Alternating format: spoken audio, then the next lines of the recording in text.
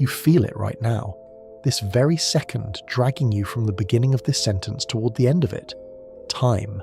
It is the most obvious thing in your life, more obvious than gravity, more obvious than light. You have never once been confused about whether it is passing. But there is a problem, and it is not with you. The people who study time for a living, the ones at the very top, the ones who write the equations and run the machines, have gone quiet. The harder they dig into what time actually is, the less they want to say about what they found. That silence is not modesty. It is the sound of people who reached the place where the floor should be and found nothing underneath. So what did they see? What is actually wrong with time, and why will they not spell it out? By the end of tonight, you will know exactly what they found and exactly why it left them speechless. Get comfortable. Subscribe if you have not already, and stick around, because the road down runs through a clock in a passenger jet, a black hole you have been circling your whole life, and an equation for the whole universe that forgot to include time. Let us begin.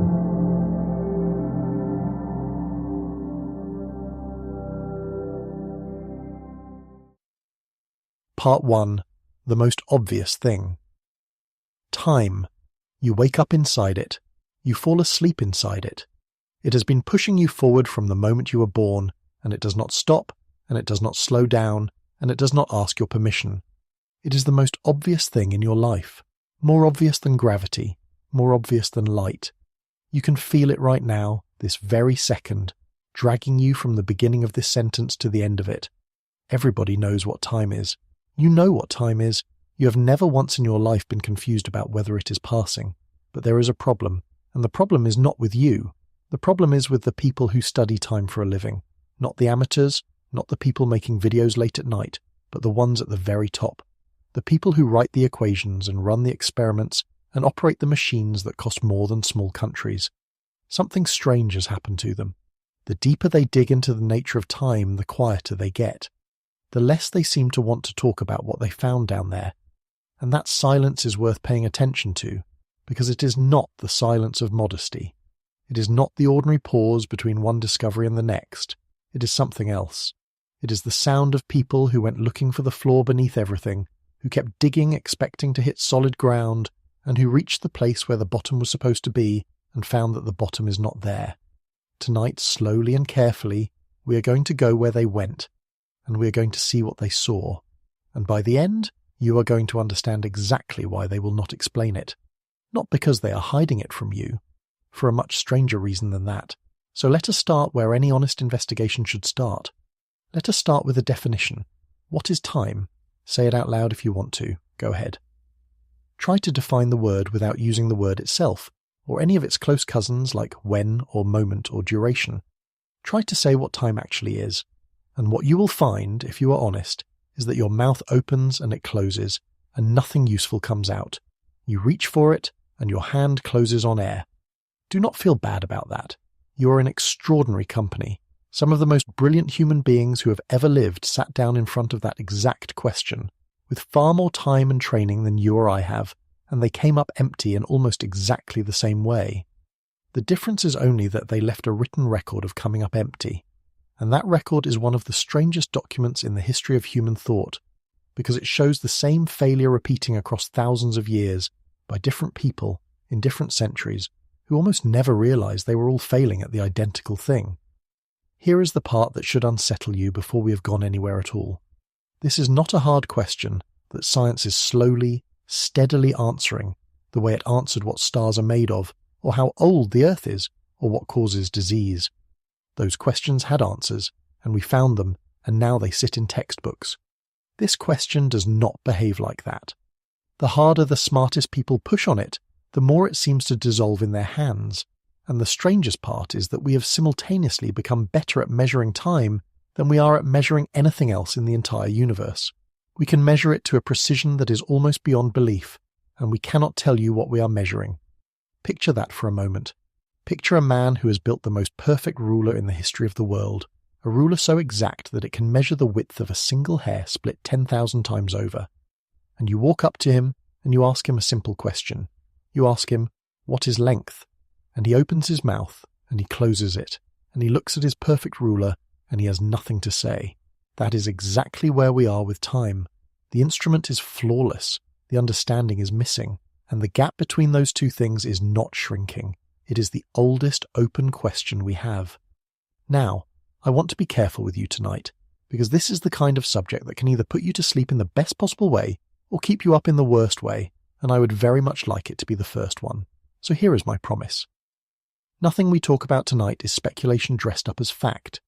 Every single thing I'm going to tell you is either something that was actually written down by the person I say wrote it, or something that was actually measured in a laboratory by the people I say measured it.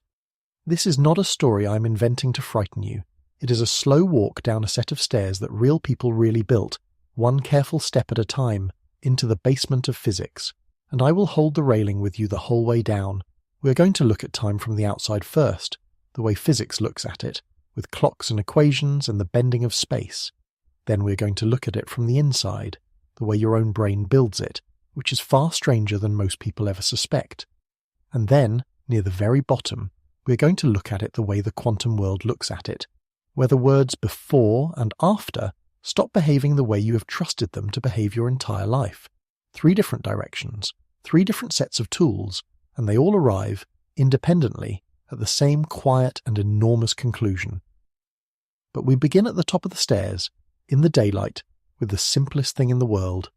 A word everyone uses 100 times a day, a word you have never once had trouble using, and the moment you stop using it and try to hold it still and look at it directly, it comes apart in your fingers. Because here is the thing about the floor in your apartment. You walk on it every single day. You trust it completely. You set your whole weight on it without a second thought. And you have almost certainly never once wondered what is underneath it, because the question feels unnecessary. The floor is just there.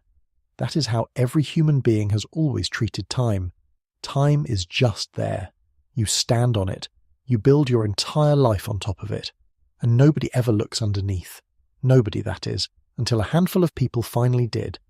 And what they found under the floorboards is the reason the experts have gone so quiet. So let us meet the first 2 people brave enough or perhaps foolish enough to pry up a board and look down. Before we do, sit with the failure a little longer, because it is more instructive than it looks. When you tried to define time a moment ago, notice what your mind reached for. It probably reached for a clock, or the sun crossing the sky, or your own heartbeat, or the feeling of one thing happening and then another. But look closely at every one of those. A clock is a thing that moves. The sun is a thing that moves. Your heart is a thing that moves. Every single tool your mind grabbed to explain time was really just a thing changing position, a thing in motion. You did not define time at all. You pointed at motion and hoped I would not notice the substitution. And that is not a flaw in you. That is the flaw. That is the exact trap that every great mind fell into, and we are going to watch 2 of the greatest fall into it in slow motion, and then watch a third prove that the trap has no bottom. And there is one more thing worth noticing before we descend. You did not need a definition of time to use it. You have scheduled every appointment, caught every train, aged every year of your life, all without ever once knowing what the thing actually is. That should strike you as impossible, and yet you do it effortlessly. It is a little like the colour red. You cannot define red to a person who has never seen it. You can gesture, you can compare, you can hand them a wavelength, but you cannot hand them the redness itself. And yet you use red every day without difficulty. Time is like that, except worse, because with red at least we know what we are pointing at. With time, when we finally follow the pointing finger all the way to its end, we find it is pointing at nothing at all. Keep that thought close. We are going to need it much later, in the dark, at the bottom of the stairs. Part 2. 2 definitions, 2 failures. Go back 2,300 years to a man sitting in Athens trying to do exactly what you just tried to do. His name was Aristotle, and he was arguably the most systematic thinker the ancient world produced. He wrote about biology, about politics, about poetry, about the motion of the stars. And in the 4th book of a work we simply call the Physics, he set himself the task of defining time. And he gave an answer so clean, so simple, that it satisfied the human race for the better part of 2,000 years. He wrote that time is the measure of motion. That is it. 4 words. Time is the measure of motion. And listen to how good that sounds. If something moves, you can measure how long it takes to get from here to there. A rock falls, and you count. A shadow creeps across a wall, and you count. A heart beats, and you count the beats, and you call the count time. It feels solid. It feels like a floor you could stand on and never worry about. For over 20 centuries, people did exactly that. They stood on Aristotle's 4 words and they did not look down. Now jump forward across all those centuries to the year 1687, to England, to a man who may be the single most influential scientist who has ever lived, Isaac Newton. In that year he published a book whose full name is usually shortened to the Principia, and it is not an exaggeration to say that book built the modern world. It gave us the laws of motion. It gave us the mathematics of gravity. It gave us the framework that, over the next 300 years, we used to build bridges and rockets and satellites, and to predict the motion of the planets with a precision no one before him could have dreamed of. This was a man who decoded the machinery of the solar system with nothing but a quill, a candle, and the inside of his own skull. If anyone was going to nail time to the wall and finally define it properly, surely it was him. And when Newton came to the question of what time is, here is what he wrote. He wrote that absolute, true and mathematical time, of itself and from its own nature, flows equably without relation to anything external. Now read that again, slowly, and ask yourself what it actually tells you. It sounds like a definition. It has the rhythm of a definition. It has the confidence of one. But it is not one. Look at the words. Time flows equably from its own nature, of itself. Those are not explanations. Those are beautiful, dignified ways of saying, I do not know why, and I am not going to look. It is a surrender written in the voice of authority. Newton, who explained the tides and the orbits and the falling apple, came to time and simply laid his tools down. And in a way you cannot blame him, because he treated time exactly the way you treat the floor of your apartment. You walk on it, you trust it, you build your furniture on top of it, and you never once ask what is holding it up because the question feels unnecessary. The floor is just there. And for Newton, time was just there. It was the stage. It was the empty, silent room in which all the interesting things, the planets, and the cannonballs and the moons did their dancing. He did not think the stage needed explaining. He thought his job was to describe the dance. But not everyone was willing to let the stage go unexamined. There was a man on the European continent, a contemporary and a rival of Newton's, named Gottfried Wilhelm Leibniz. Leibniz was one of those terrifying minds who seemed to be first at everything. He invented a version of calculus at roughly the same time Newton did, which started one of the ugliest priority disputes in the history of science. And Leibniz read Newton's grand pronouncement about time flowing of itself, and he asked the one question that Newton had carefully stepped around. He asked, if time flows, then it flows relative to what? Think about how devastating that question is in its simplicity. A river flows, yes, but it flows relative to its banks. You can stand on the bank and watch the water move past you. A clock ticks, but it ticks relative to another clock, or relative to the sun, or relative to your pulse. Everything that flows, flows compared to something that is holding still. So when Newton says time itself flows, the obvious question is compared to what? What are the banks of the river of time? What is standing still while time rushes past it? And if nothing is standing still, if there is no bank, then what could the word flow even mean? Newton had no answer. His supporters had no answer. What followed was a famous exchange of letters, carried out between Leibniz and a man named Samuel Clerk, who was essentially Newton's spokesman, across the years 1715 and 1716. And this correspondence produced some of the most precise, most careful philosophical argument in the entire history of science. Two of the finest minds in Europe, going back and forth sentence by sentence about the fundamental nature of time and space. And you know what it produced in the end, as far as an answer to the question goes? Nothing. Zero. The debate reached no resolution. The question was left standing exactly where it began, wide open, and physics, being a practical enterprise with bridges to build and comets to track, simply shrugged and moved on. It accepted time as a background, a stage, a thing that is just there, and it never explained what the stage is made of. Sit with that for a second, because it is genuinely remarkable. For the next 300 years, science built almost everything, the whole towering structure of the modern physical world, on top of a word that its two greatest early architects openly admitted they could not define. They knew the flaw was unexplained. They wrote it down. And then they built the house anyway, because the house had to get built, and the flaw, whatever it was, seemed to hold. So we have Aristotle's clean four words, time is the measure of motion, and we have Newton's dignified surrender, time flows of itself.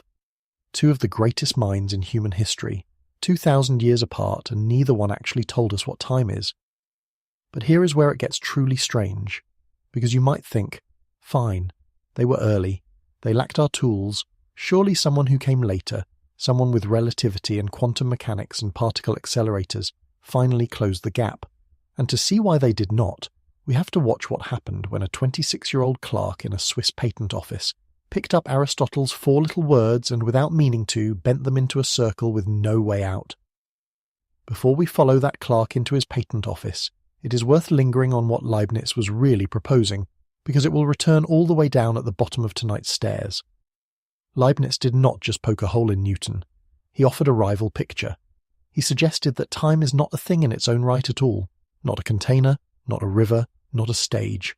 He suggested that time is nothing more than the order of events, the fact that one thing comes after another. Take away the events, he said, and you do not have an empty stretch of time sitting there waiting. You have nothing. On this view there is no flaw at all, only the thing standing on it, and the word flaw is a convenient fiction we invented to talk about the way the things are arranged. Newton said the stage is real, and the actors move across it. Leibniz said there is no stage, only actors, and the stage is a story we tell about where they stand. Keep both of those pictures in your mind, because 300 years from that argument, physicists with machines Newton and Leibniz could never have imagined will be forced to choose between them, and they will discover, to their horror, that neither one quite works. But that is far ahead of us. For now, notice only this. As early as the year 1716, the smartest people alive already could not agree on the most basic question of all, which is whether time is even a thing or only a shadow cast by things. They could not settle it with words, and the astonishing part, the part almost nobody tells you, is that after 3 more centuries of the greatest scientific progress in human history, we still cannot settle it. We only learned, in exquisite and unsettling detail, exactly how far down the not knowing goes. Part 3. The Loop with No Exit. In the year 1905, a 26-year-old man was working as a patent clerk in Bern, Switzerland. His job was to read technical applications and decide whether the inventions inside them actually worked. He was not a professor, he had no laboratory, he had a desk, a stack of other people's ideas, and a mind that would not sit still. His name was Albert Einstein, and in that single year, in his spare time, he published a handful of papers that rearranged the foundations of physics. One of them introduced what we now call the special theory of relativity, and buried inside that theory was a discovery that quietly turned Aristotle's tidy little definition of time into a trap with no exit. Here is what Einstein showed. Motion and time are not two separate things that happen to sit near each other. They are tangled together, wound around each other so tightly that you cannot pull one loose without the other coming with it. The speed at which an object moves actually changes the rate at which time passes for that object. Move faster, and your clock slows down measurably compared to a clock that stayed still. This is not a trick of the instruments. It is not the clock breaking.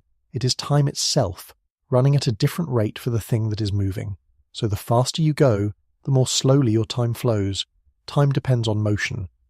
Now hold that next to what Aristotle told us. Aristotle said time is the measure of motion.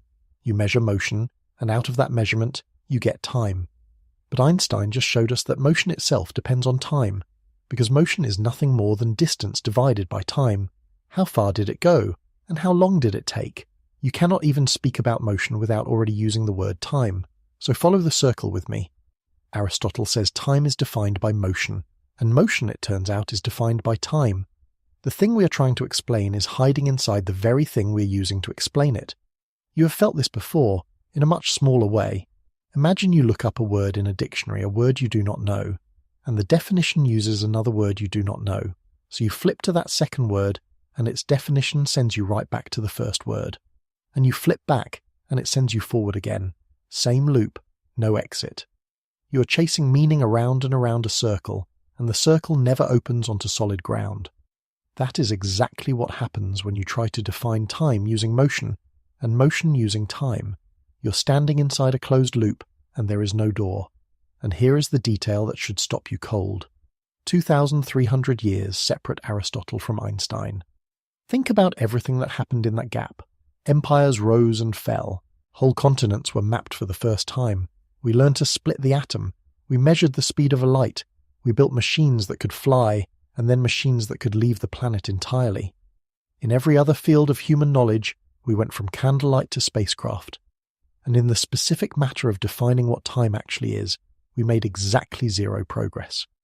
We ended up standing inside the same circle Aristotle was standing in, except now we could describe the walls of the circle with beautiful equations. We had not escaped it. We had only learned to draw it more precisely. So surely you think someone in the 20th century with all our new tools finally solved it. Let me introduce you to the man who, more than almost anyone, had the tools. His name was John Archibald Wheeler. You may not know the name, but you know his fingerprints. He is the man who gave us the very phrase black hole. He was the doctoral advisor of Richard Feynman, one of the greatest physicists of the century. He helped design some of the first nuclear reactors. He co-wrote what is still, decades later, one of the most important textbooks ever written on Einstein's theory of gravity. If any single person in the 20th century had the equipment, mental and mathematical, to finally answer the question, what is time, it was John Wheeler. And here is what he said. He said, time is what keeps everything from happening at once. Now, that is a wonderful line. It is clever. It gets a laugh. But look at it honestly, and you will see that it is not a definition. It is a joke. It is a one-liner from a man who spent 50 years at the very center of theoretical physics, a man who could write down the equations that describe how the entire universe bends and stretches and collapses. And when someone asked him the simplest possible question, the question a curious child would ask, "What is the thing your equations are actually about?" he answered with a punchline. Not because he was lazy, because he was honest. He knew that a joke was closer to the truth than any straight answer he could give. And to see just how old this particular helplessness is, go back 1,600 years, long before particle accelerators, long before Newton, to a theologian living in Roman North Africa. His name was Augustine of Hippo, and around the year 400 he sat down to write a book we now call the Confessions. It is a book about memory and guilt and God. And in the middle of it, almost as an aside, he stops to think about time, and he writes a single sentence that has never been improved upon in 16 centuries. He writes, "What then is time? If no one asks me, I know. If I wish to explain it to one who asks, I do not know." Read that again, and feel how exactly it describes you 10 minutes ago, when I asked you to define time out loud. If no one asks you, you know perfectly well what time is. The moment someone asks you to say it, the knowledge evaporates. And now put these two men side by side, because this is the moment I want you to really feel tonight. On one side, a theologian in a toga, writing by lamplight in the ruins of the Roman world, with no science at all as we would recognize it. On the other side, a physicist with access to particle accelerators, atomic clocks, and the accumulated knowledge of the entire 20th century. 1,600 years apart, utterly different worlds. And when each of them is asked the same simple question, what is time, they give the same answer, the same shrug, the same honest, helpless admission, the same silence, standing exactly where a definition is supposed to be. That is the thing I need you to understand before we go any deeper. This is not a gap in our knowledge that science is patiently closing, year by year, the way it closes other gaps. This is a wall. The people who understand the universe better than anyone alive, who can tell you what happened in the first fraction of a second after the beginning of everything, cannot tell you what time is, and it is not for lack of trying. It is because every single attempt either loops back on itself, like Einstein's, or ends in a joke, like Wheeler's, or collapses into an honest confession of ignorance, like Augustine's. The most basic feature of your entire existence, the thing that separates your breakfast from your dinner, your birth from your death, this moment from the next one, has no definition, not an incomplete one, not a rough draft waiting to be finished, none at all. But maybe you think definitions are just the wrong tool. Maybe time is like that color red we talked about. You cannot define red, but you can measure its wavelength, and the measuring works just fine. Maybe we do not need to know what time is. Maybe we just need to count it, and as it happens, we count time better than we count anything else in the universe. So let us go and look at the most precise counting machines humanity has ever built, and ask them the one question they cannot answer. And before we leave these three men behind, notice what their failure is not. It is not the failure of people who did not think hard enough. Augustine thought about time for pages and pages, circling it, pleading with it, almost praying to it. Einstein spent the rest of his life after 1905 wrestling with the deepest questions his own theory had opened. Wheeler taught this material to the brightest students of his generation for half a century. These were not careless people, they were the opposite of careless, and the more carefully each of them looked, the more the thing they were looking at seemed to slide out from under the words. That is the signature of this particular mystery. Effort does not shrink it. Effort reveals how large it is, and that is precisely why, when we reach the modern physicists at the very bottom of the stairs and we watch them go quiet, you will understand that their silence is not carelessness either. It is the most careful people alive, having looked as hard as it is possible to look, and having seen exactly how far down the not knowing goes. Part 4. We measure it perfectly anyway. So let us set the definitions aside, the way a frustrated scientist might, and let us just measure the thing. After all, we do not need a philosophical definition of red to build a camera that captures it perfectly. Maybe time is the same, maybe the counting is enough, and when it comes to counting time, we're not merely good at it. We're better at it than we are at measuring anything else in the whole of physics. For most of human history, our clocks were tied to the sky. A day was one turn of the earth. A year was one journey around the sun. But the sky's a sloppy clock. The earth wobbles. Its spin slowly changes. If you want real precision, you cannot trust the heavens. You have to go smaller, much smaller.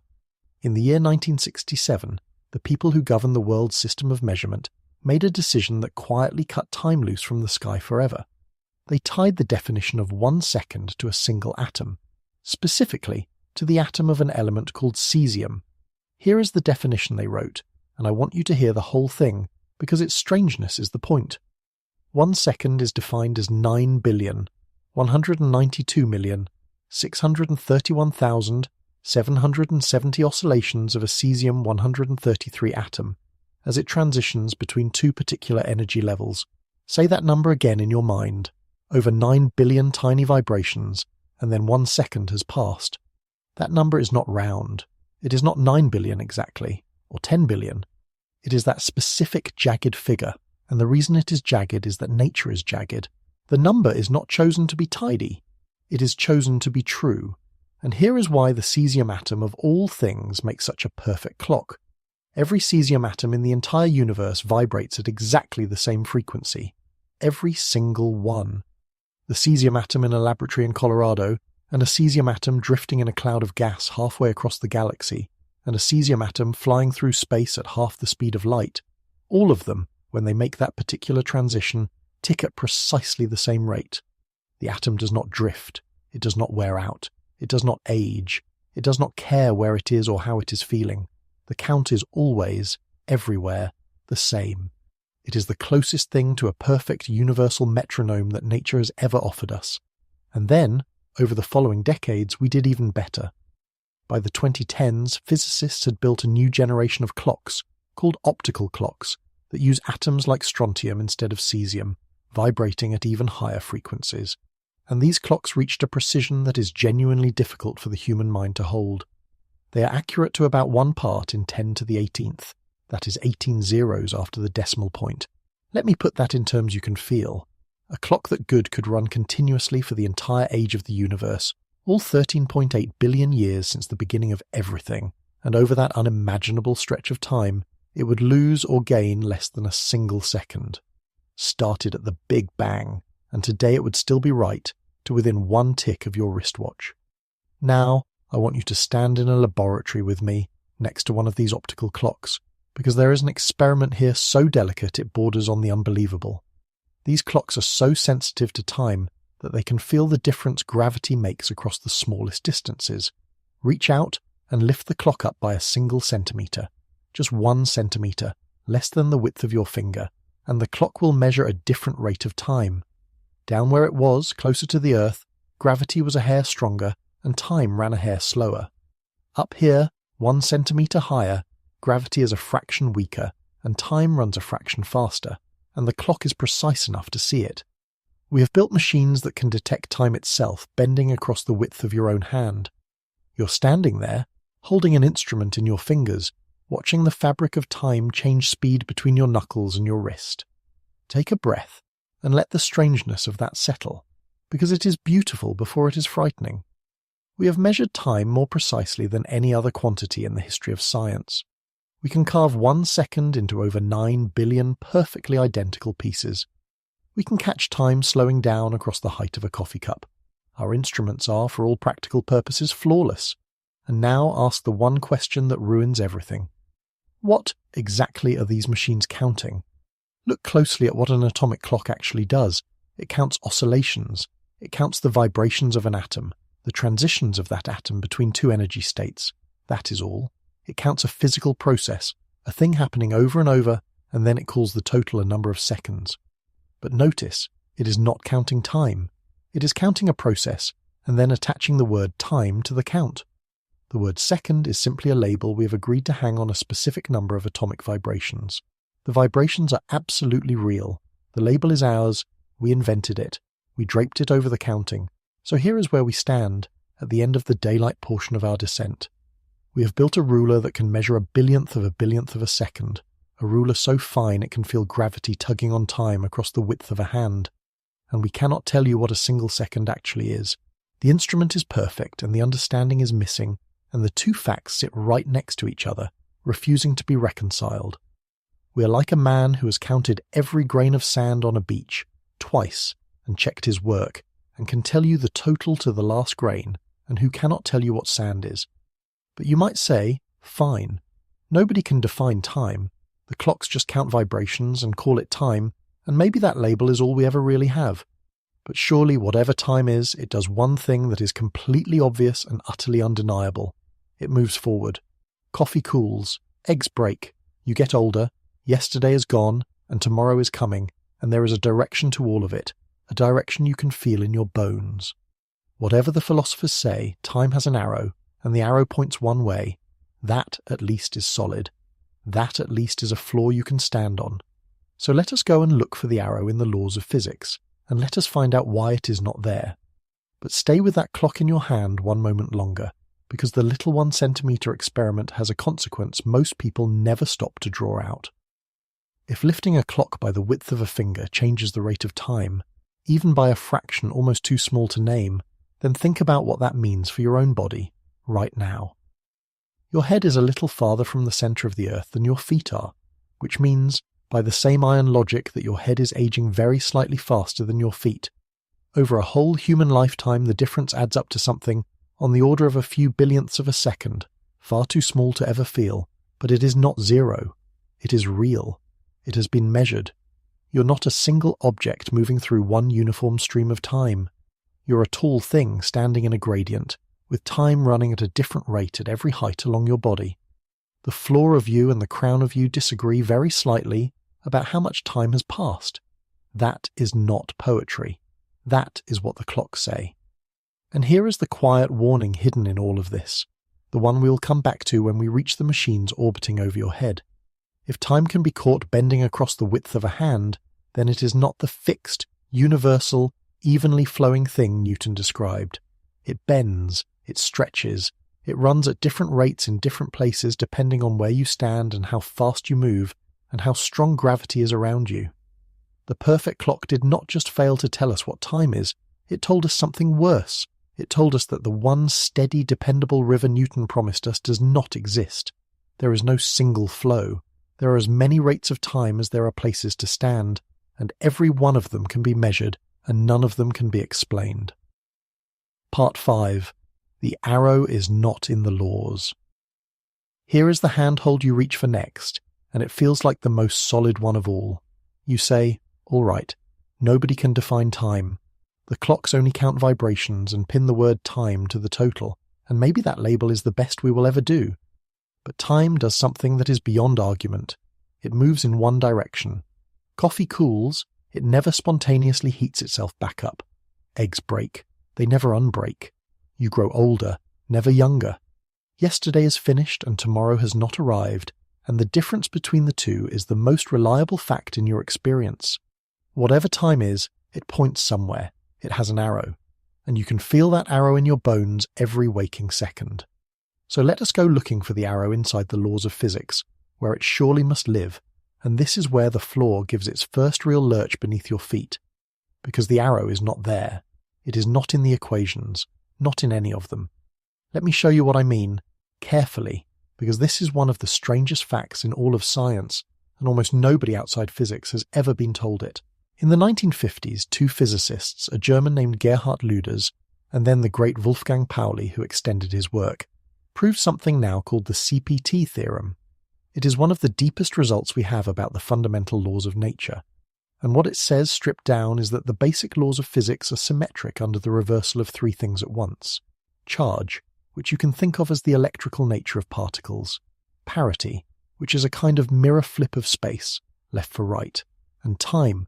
Flip all three and nothing breaks. The laws keep working exactly as before.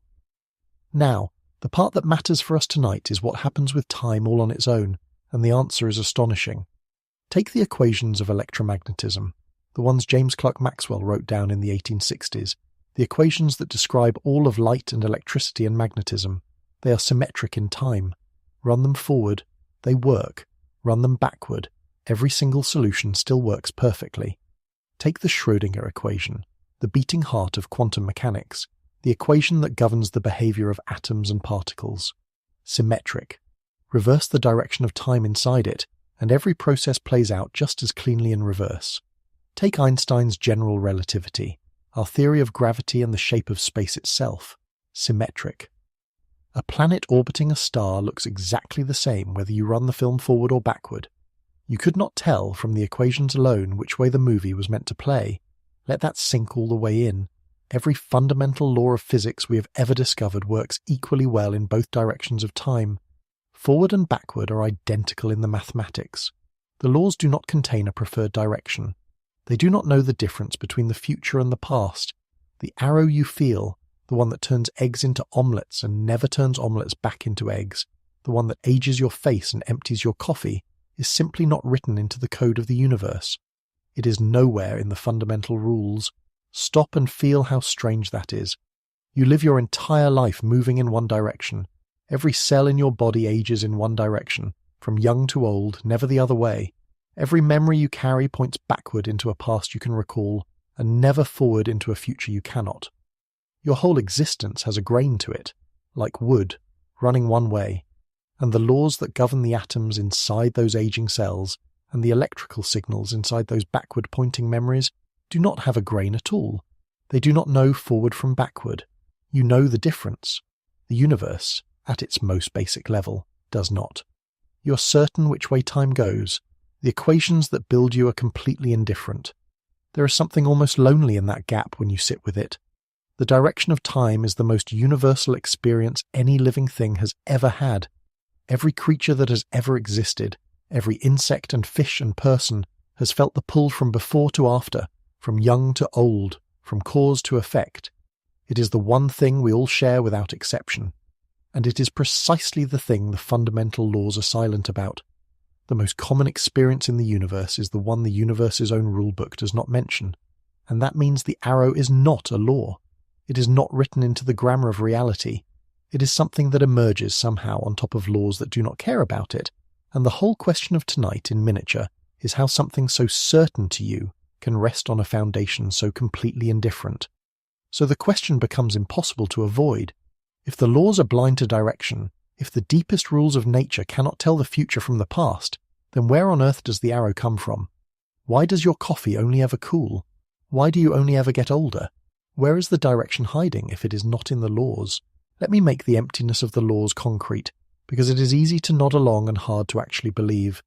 Picture a single film clip of two billiard balls colliding on a table. They roll toward each other, they strike, they bounce apart. Now imagine I play that clip backward for you. The balls roll in from opposite sides, they strike, they bounce apart. And here is the thing. You cannot tell which version is the real one. Both obey the laws of motion perfectly. A physicist handed the two clips could not point to one and say, that is the forward one, That is how nature actually ran it. At the level of a few particles, the movie of the universe plays just as legally in reverse. The reason you never see your coffee uncool, or a shattered glass leap back onto the table and reassemble itself, is not that the laws forbid it. This is the part people cannot quite accept when they first hear it. The laws permit it. Every equation we have says that the shards on the floor could, in principle, gather themselves up, fuse back into a whole glass, and hop up onto the counter with the water rushing back inside. Nothing in the fundamental rules stands in the way. It is allowed. You have simply never seen it. Not once, not ever, and neither has anyone else in the history of the world. So we are left with a genuine paradox, sitting right in the middle of everyday life.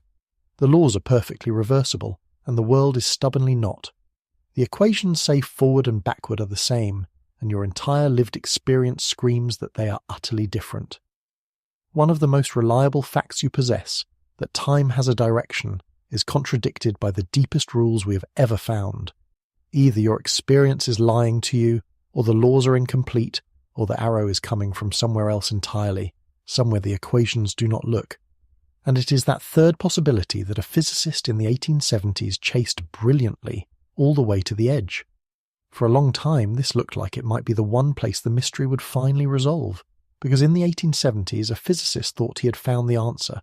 He thought he had located the source of the arrow, the thing that gives time its direction, even though the laws themselves are indifferent. His name was Ludwig Boltzmann, and the thing he pointed to was a quantity called entropy. And for a moment, a genuine and hopeful moment in the history of physics, it looked like the arrow had finally been explained. The floor seemed to stop lurching. The direction of time seemed to have a mechanism at last. But Boltzmann was not a man who was satisfied to explain the surface of a thing. He was the kind of mind that follows a crack in a wall all the way down, just to see where it leads. And when he followed his own beautiful answer down, past the surface, into the foundation it was resting on, he found that the answer was not a foundation at all. He found a hole, and the hole went so far down and was so dark and so completely without a bottom that it is not an exaggeration to say it destroyed him. So let us go carefully, hand on the railing, down into the place where Ludwig Boltzmann looked, because it is one of the most important and one of the most human moments in this entire story. That is the crack Boltzmann set out to close, and it is the crack that, in the end, would not close for him. Part 6. The Crack Beneath the Arrow. In 1872, Ludwig Boltzmann found the source of the arrow, and it is genuinely one of the most beautiful ideas in all of science. The word he used was entropy. Most people are told that entropy means disorder, and that is a useful shortcut, but it is not quite the heart of it. What entropy really measures is probability, and once you see it that way, the arrow of time snaps into focus. Think about your kitchen counter. You set down a glass of water. The glass is whole, standing upright, the water inside it. That is an ordered state, and here is the crucial thing. There is essentially only one way for that to be true, one arrangement. Whole glass, water inside, sitting on the counter. Now sweep it off the edge. It falls, it shatters, water goes everywhere, shards scatter across the floor. That is a disordered state, and the key insight, the one that changes everything, is that there are billions upon billions of ways for the glass to be a mess. Billions of different arrangements of scattered shards and splashed water that all count equally as a broken glass on the floor. Now here is Boltzmann's insight, and it is as simple as it is devastating. The universe does not prefer disorder. It does not hate order, or seek out chaos, or want anything at all. It is completely indifferent. It simply has vastly more ways to be messy than to be neat. So if anything changes at all, purely by the odds, it will almost certainly change toward one of the billions of messy arrangements, rather than back toward the one tidy one. Not because a law forces it, because the messy outcomes so wildly outnumber the neat ones that the neat one is almost impossible to stumble back into by chance. And that, finally, is the arrow. That is the direction. Coffee cools because there are countless more ways for its heat to spread out into the room than to stay concentrated in the cup. Smoke fills a room because there are overwhelmingly more arrangements in which the molecules are scattered everywhere than clumped in one corner. You grow older because there are so many more states of your body that are broken, worn, and disordered than states that are young and whole. The arrow of time is the universe sliding, by sheer weight of probability from the few ordered arrangements toward the endless disordered ones. Boltzmann even wrote it into hard mathematics, a result called the H-theorem, a proof that entropy increases over time. And for the first time in the history of thought, the arrow had a mechanism. It was no longer a mystery. It was statistics. For a moment the floor held. The direction of time had been explained. But Boltzmann was not the kind of man who stops at a beautiful answer and walks away satisfied. He was the kind who kneels down and lifts the answer up and looks underneath it to see what it is standing on. And when he looked underneath the arrow, he found something that took the ground right back out from under him. Because if entropy explains the arrow, then the arrow is not a fundamental law. It is a consequence. It is a result of something else. And that something else is the starting point. Follow the logic backward. Entropy is always increasing, always climbing from order toward disorder. But if it is higher now than it was yesterday, and higher yesterday than the day before, then run that all the way back to the beginning, and you are forced to an inescapable conclusion. The universe must have begun in a state of extraordinarily low entropy, extreme order, everything packed tight, arranged just so, as neat can possibly be. And then it began, slowly and relentlessly, to fall apart, and that falling apart, that long slide from the impossibly ordered beginning toward the disordered future, is what you experience every second of your life as the passage of time. Which lands us on the question that ended Boltzmann's search. Why? Why was the starting point so ordered? What arranged it that way? What law demanded that the universe begin in a state of near-perfect order rather than in the mess it is so overwhelmingly more likely to be in? Boltzmann looked for the answer to that question. He looked for it for the better part of 30 years.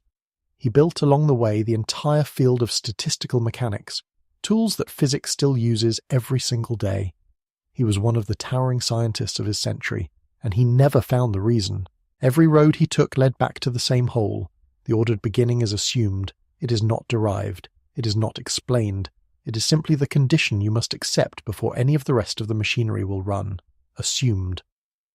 In the year 1906, in a hotel room in the town of Duino on the coast near Trieste, Ludwig Boltzmann's search came to an end. He was on holiday with his family, and there he took his own life.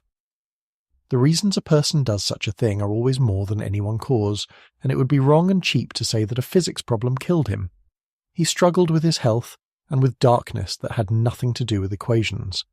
But there is a terrible poetry in it that physicists have never quite been able to look away from. The man who gave the arrow of time its mechanism, who explained why the future is different from the past, could not find the ground that his own explanation was standing on, and that ground is still missing today. We have not found it in the century since. The hole Boltzmann fell toward is exactly as bottomless and exactly as empty now as it was then. For nearly 100 years after him, the hole simply sat there, and physicists learned to walk around it. They used his equations, they taught his entropy to every undergraduate, they built entire careers on the arrow he had described, and they mostly did not look down, because looking down did not help, and there was other work to do. But in the year 2000, a philosopher of physics named David Albert finally walked up to the edge and looked straight in, and he did something important. He gave the hole a name. In a book called Time and Chance, he called it the past hypothesis. Here is what the past hypothesis says, and it is worth stating plainly, because it is the quiet assumption holding up your entire experience of time. The second law of thermodynamics, the law that entropy increases, the law that gives time its arrow, only works if you bolt one extra thing onto it by hand. You have to assume that the universe began in a state of extremely low entropy. That is the past hypothesis. And notice what it is. It is not a conclusion we reached. It is not something we derived from deeper laws. It is an axiom, a rule you must simply accept, up front, before the rest of physics will produce the world you see. Without it, the arrow has no starting point to point away from. Without it, entropy has no low place to climb up out of. Without it, your coffee has no reason to cool and your memories have no reason to point backward. The whole direction of time hangs from this one unproven assumption about how things began. And now let us ask the question that turns unease into something closer to vertigo. How likely was that ordered beginning? Out of all the ways the universe could possibly have started, how special is the particular ultra-ordered state we seem to have started in?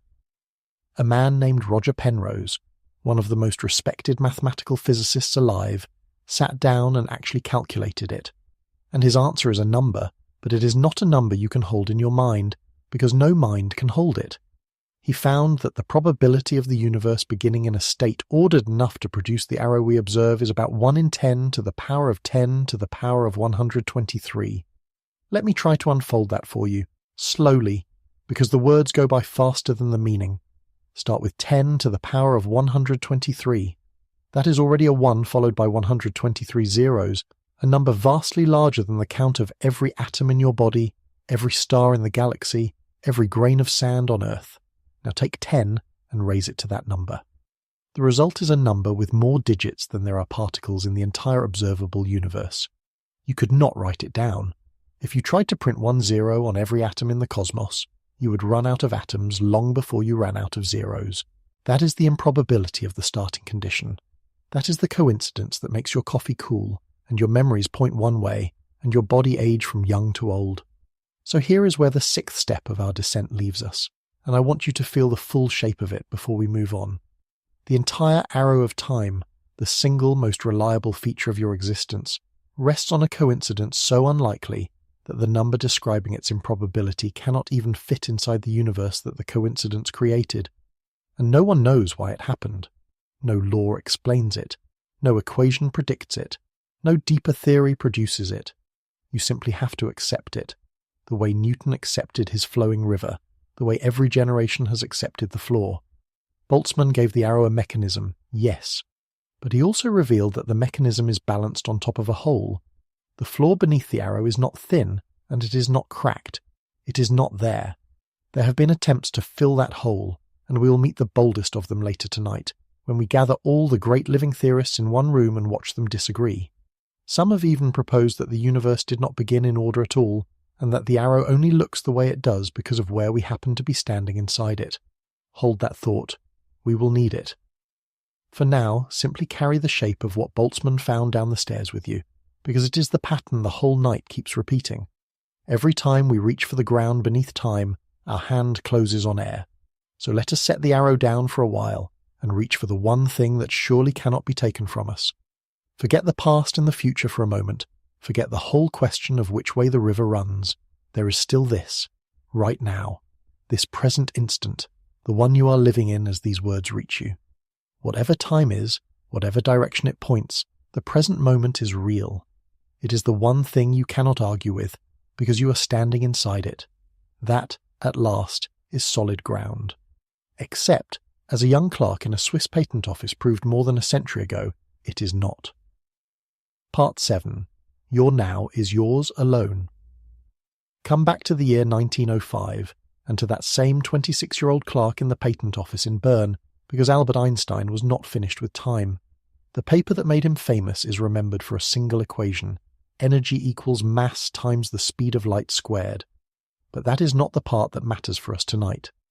The part that matters is what Einstein proved about a word so ordinary you have never once questioned it. The word now. You believe, as every human being naturally believes, that there is such a thing as this moment, happening everywhere at once. You believe that while you sit here right now, there is a single universal present, a slice of now that stretches across the whole universe, so that whatever is happening on the far side of the galaxy at this instant is happening at the same time as your next breath. It feels not just true, but obvious. It feels like it could not possibly be otherwise, and Einstein proved that it is wrong. There is no universal now. Two events that happen at the same time for you do not happen at the same time for someone who is moving relative to you. And this is not a matter of when the news reaches them, or a trick of delayed signals. It is built into the structure of the universe itself. Let me walk you into it, slowly, with the classic picture. Imagine two bolts of lightning strike at the very same moment. One hits a tree far to your left, the other hits a tree far to your right, and you are standing exactly halfway between them. The light from each bolt travels to you, and because you are in the middle, both flashes reach your eyes at the same instant. You see them together. For you, the two strikes are simultaneous. They happened at the same time. You would swear to it. Now imagine a second person, sitting on a train, moving quickly along the tracks, passing you at the exact moment the bolts strike. and let us say the train is moving toward the tree on your right and away from the tree on your left. Think carefully about what the person on the train sees. The light from both bolts is travelling toward them, but the train is rushing toward the source of the right-hand flash and away from the source of the left-hand flash. So the light from the right-hand bolt has a little less distance to cover to reach them, and the light from the left-hand bolt has a little more, which means the flashes arrive at the train at different moments. For the person on the train, the bolt on the right struck first, and the bolt on the left struck second. They did not happen at the same time at all. And now here is the part that quietly dismantles everything. Neither of you is wrong. You're not mistaken because you were standing still, and they are not mistaken because they were moving. There is no experiment either of you can perform, no measurement, no careful check that would reveal whose version is the true one. Because there is no true one. There is no referee standing outside the universe with a master stopwatch, recording the real order of events. Your now, in which the bolts were simultaneous, is completely valid. Their now, in which one bolt preceded the other, is completely valid too. Both are real. Both are correct. And the universe offers no way to choose between them because it does not itself contain a single, shared, universal present. Sit with what that actually means. The present moment, the now you feel so certain of, the one thing that seemed like it could never be taken from you, turns out to depend on how fast you're moving through space. Change your speed, and you change your now. Stand still, and you have one present, in which certain distant events are happening right now. Start moving, and you have a different present, in which those same events are in your past or your future. Neither is more real than the other. The universe does not have a now. You do. Your now belongs to you, and to your particular motion, and to no one else in exactly the same form. This is not philosophy. This is not a clever argument you could talk your way out of. It is the tested, confirmed, foundational structure of the theory that we use to run the technology in your pocket, as we are about to see. The relativity of simultaneity, as physicists call it, has been verified in countless ways. The present moment is not a feature of the universe that all observers share. It is a feature of your velocity. And that means the third solid thing we reached for, after the definition and after the arrow, has come apart in our hands just like the other two. We reached for, at least the present is real, at least now is now, and the moment we looked closely, now, scattered into as many different presents as there are ways to move. There is something strangely intimate in that, when the fear settles and you really think about it. Your now is yours. No one else in the universe, unless they are moving at exactly your speed in exactly your direction, shares precisely the same slice of the present that you do. The person on the train has their now. A satellite overhead has its now. A traveller near a distant star moving at a great speed has a now so different from yours that events you would call the far future might, for them, already be settled and past.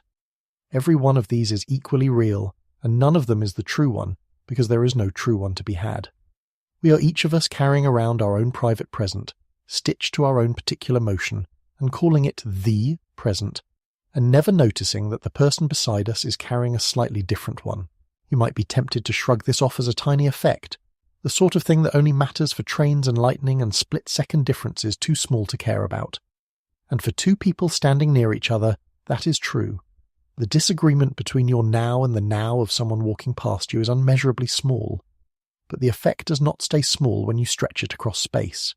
This is the part that unsettles physicists the most, because the farther away an event is, the more a tiny difference in speed swells the disagreement about when now is.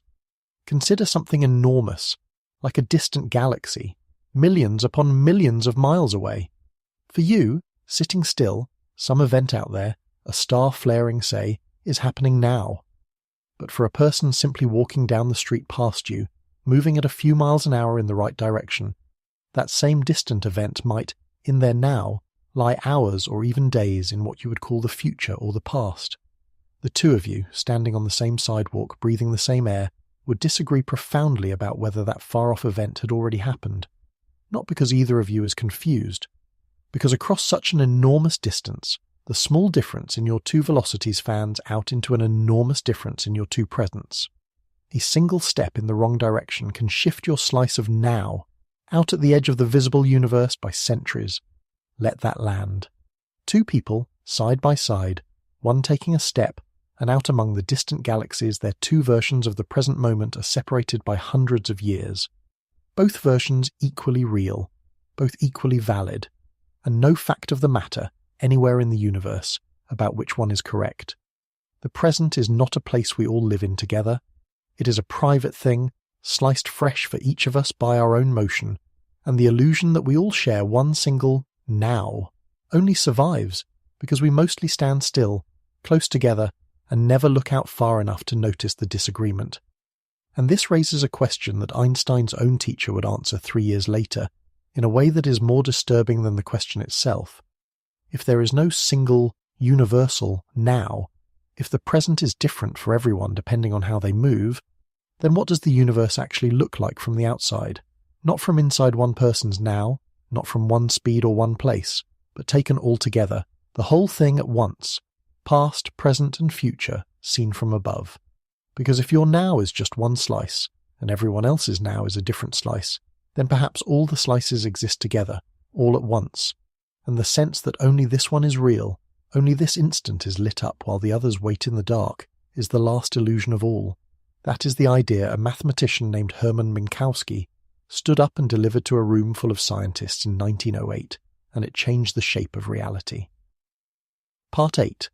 The book already written. In 1908, 3 years after Einstein's paper, a mathematician named Hermann Minkowski stood in front of an audience in the German city of Cologne and gave a lecture that changed the shape of reality. Minkowski had actually been one of Einstein's teachers years earlier, and he understood the mathematics of special relativity as deeply as anyone alive, in some ways more deeply than Einstein himself did at that moment. And he had seen something in it that even Einstein had not yet fully grasped. He had realized that space and time are not two separate things sitting side by side. They are one thing, a single, unified, four-dimensional structure. And he said it in a line that physicists still quote a century later. He said, "Henceforth space by itself and time by itself are doomed to fade away into mere shadows, and only a kind of union of the two will preserve an independent reality. We call that union space-time." And Minkowski's great insight was that the whole of it, all of space and all of time together, can be thought of as a single, complete, unchanging structure. Physicists have a nickname for this picture. They call it the block universe. And to understand it, let me offer you a picture you already know. Think about a city. The whole city exists all at once, doesn't it? When you're standing on the south side, the north side does not blink out of existence. It is still there, full of people and streets and lights, whether you are looking at it or not. The neighborhood you visited yesterday is still standing. The neighborhood you will visit tomorrow is already built and waiting.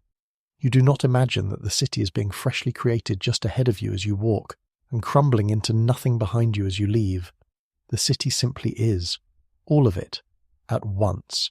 You experience it one street at a time, but that is a fact about you and your walking, not a fact about the city. Minkowski's block universe says exactly the same thing about time. Your birth is in the block, your death is in the block. This very moment, the one you are experiencing right now as you listen, is in the block, and so is every moment that came before it, and every moment that will come after it. They are all there, all equally real, all sitting in the four-dimensional structure together. None of them is more present than any other. The moment of your 10th birthday is not gone. The moment of your last breath is not waiting to be created. They are both simply there, at their own coordinates, as real as the moment you are in. And the flow, the sensation that you're moving through time, that the past is gone and the future has not yet arrived, that sensation is not a property of the block. The block does not move, the block does not flow, the block does not tick, it just sits there, complete and finished. The flow is a property of you.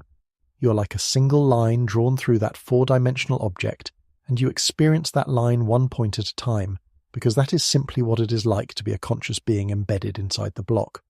Every moment you will ever live already exists, in exactly the same way that every page of a closed book already exists. You are not writing the story as you go, you are reading it, and the book was already finished cover to cover before you ever opened it. Now I can feel the natural objection rising, because I felt it too the first time I met this idea.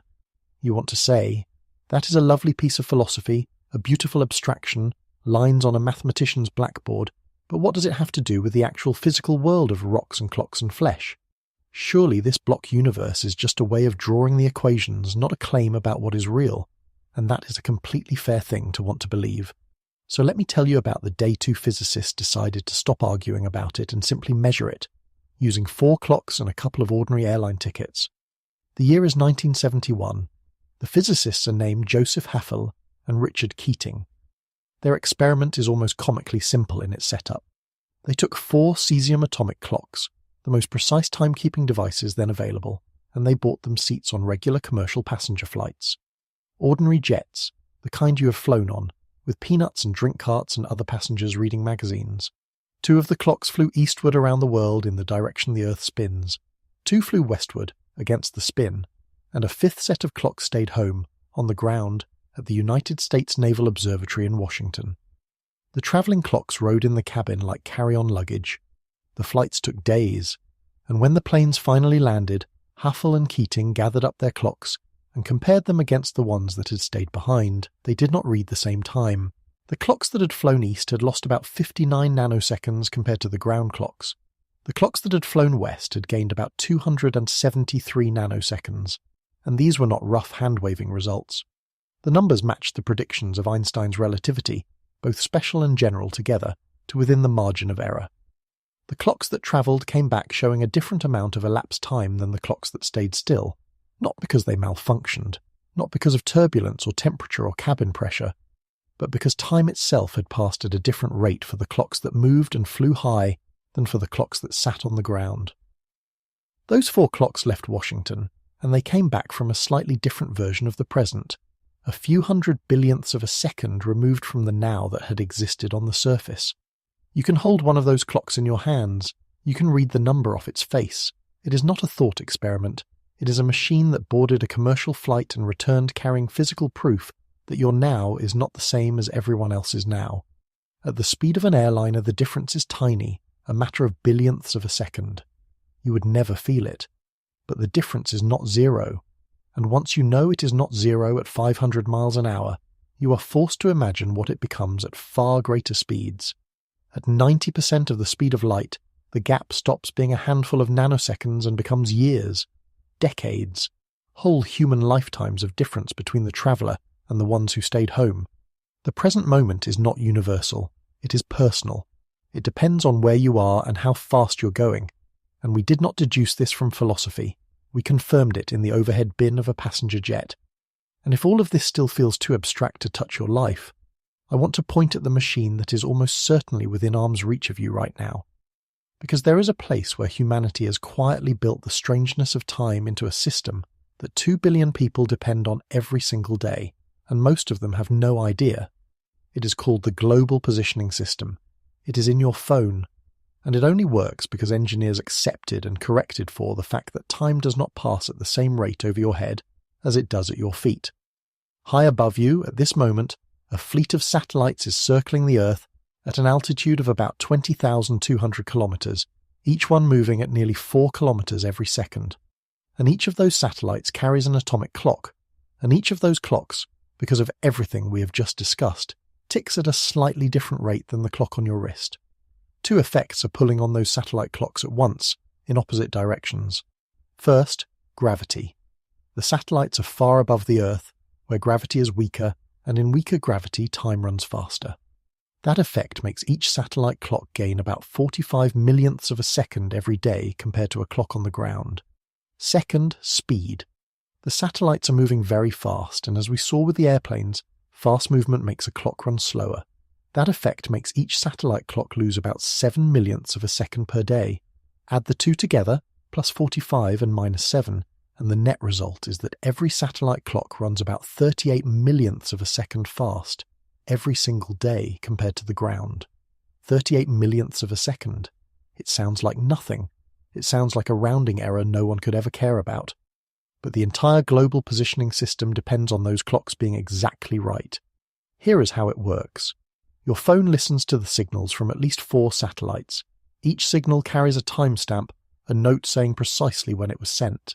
Your phone compares those timestamps to figure out how long each signal took to arrive, and from those tiny travel times it calculates how far away each satellite is and from those distances it works out exactly where you are standing on the surface of the Earth.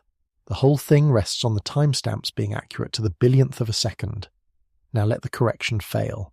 Suppose the engineers simply ignored relativity and let those clocks drift by 38 millionths of a second each day. The errors would pour straight into your position.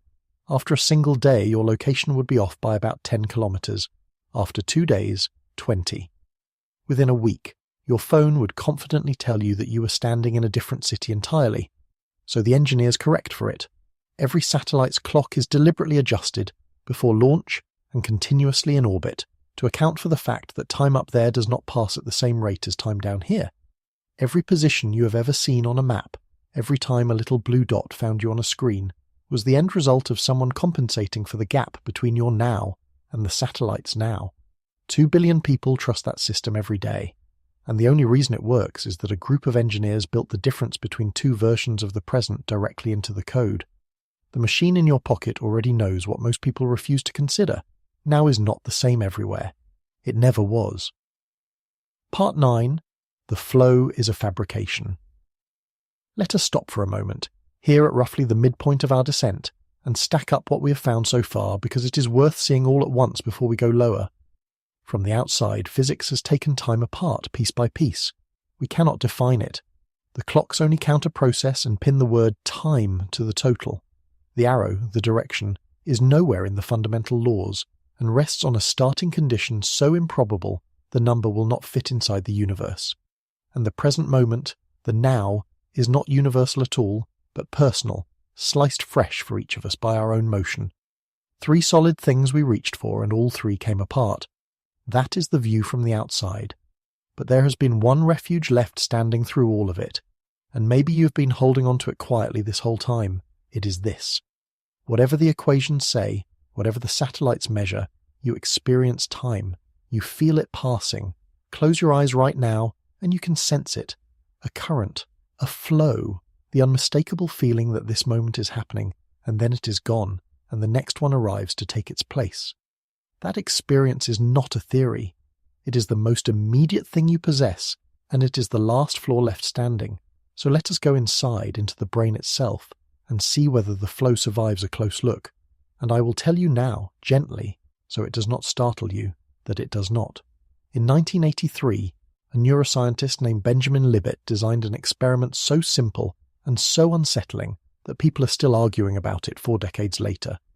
The setup was this. A person sits in a chair. In front of them is a clock, a special one, with a single dot of light moving around its face. The person is told to flex their wrist whenever they feel like it. No schedule, no signal, no cue. Just move whenever you decide to. And while they do this, 3 things are measured. First, the electrical activity in the motor part of the brain, picked up by sensors on the scalp, which reveals the moment the brain begins preparing to move. Second, the moment the person consciously decides to move, which they report by noting where the dot was on the clock at the instant they felt the urge. And third, the actual movement of the wrist itself. Now, the order of those 3 things seems completely obvious. First you decide, then your brain sends the signal, then your wrist moves. Decision, then brain, then muscle. That is certainly how it feels from the inside. That is the order your own experience reports to you, without hesitation. But when Libet lined up his measurements, he found a different order. The electrical signal in the motor cortex, the brain beginning to prepare the movement, appeared about 350 milliseconds before the person reported consciously deciding to move. Read that again. The brain started the action roughly 1/3 of a second before the conscious mind knew there was going to be an action. Your brain begins the movement, and then, a moment later, it informs you that you have chosen it. Think about what that does to the flow of time inside your own decisions. The sequence you experience, the one where you decide and then your body obeys, is not what actually happened. It is a reconstruction. Your brain made the decision, then it built the feeling of having made a decision, and then it delivered both to your awareness, packaged together in an order that feels right but is not the order in which they truly occurred. You're not experiencing your choices as they happen. You're being notified of choices that were already set in motion, and the notification arrives with a timestamp your brain has quietly adjusted so that the story hangs together. Libet showed, in other words, that the order of events inside your own mind is edited before you ever see it. Now, you might reasonably say, all right, that is one narrow and peculiar situation, a wrist flexing in a laboratory. Surely the rest of my experience of time is more honest than that. Surely the plain, simple sensation of now, the feeling that this instant is happening in real time, is accurate. And in the early 2000s, a neuroscientist named David Eagleman began pulling on exactly that thread, and what he found is that the now you experience is not a moment at all. It is an edit, a construction, a carefully assembled illusion of the present. Here is the problem your brain is quietly solving every waking second. The world does not arrive in your head all at once. It arrives in pieces through different senses at different speeds. Light hits your eyes, sound hits your ears, touch reaches your skin, and each of those signals travels to the brain along a different path, taking a different amount of time. Vision, surprisingly, is relatively slow to process. Sound is faster, and touch depends on where on your body it happens, because the signal from a tap on your nose reaches your brain sooner than the signal from a tap on your toe, simply because the toe is farther away and the nerve has more distance to cover. These differences are not tiny. They range from around 80 milliseconds up to as much as 500 milliseconds, depending on the sense and the location. That is up to half a second of spread between the fastest signal and the slowest, and yet you do not experience a half second of chaos. You do not hear a glass shatter and then, half a second later, see it break. You experience both together, seamlessly, in a single unified now.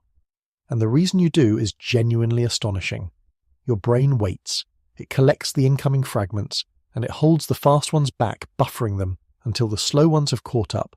Then it stitches all the pieces together into a single moment and hands that finished moment to your awareness, presenting it as the live, happening present.